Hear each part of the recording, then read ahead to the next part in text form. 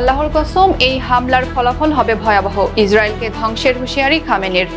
আল্লাহর কসম, এই হামলার ফলাফল হবে গুরুতর। ইসরায়েলের প্রতি কোনো দয়া নয়, এমনই হুঁশিয়ারি দিয়েছেন ইরানের সর্বোচ্চ ধর্মীয় নেতা আয়াতুল্লাহ আলী খামেনির। শুক্রবার সামাজিক যোগাযোগ মাধ্যম এক্স হ্যান্ডেলে দেয়া এক ভিডিও বার্তায় তিনি বলেন, ইরানের মাটিতে হামলা চালিয়ে জায়নবাদী শাসক গোষ্ঠী এক ভয়াবহ ভুল করেছে। এটি একটি চরম অপরাধ, যার ফলস্বরূপ তারা ধ্বংস হয়ে যাবে। তিনি বলেন, ইরানের সামরিক বাহিনী সম্পূর্ণ প্রস্তুত এবং সম্মুখ যুদ্ধে ইসরায়েলকে মোকাবেলা করতে কোনো দ্বিধা থাকবে না। যারা নিহত হয়েছেন তাদের রক্ত বৃথা যেতে দেওয়া হবে না। খামেনি আরো বলেন, এবার সময় এসেছে এই ঘৃণ্য সন্ত্রাসী জায়নবাদীদের শক্ত জবাব দেওয়ার। তাদের প্রতি কোনো দয়া দেখানো হবে না।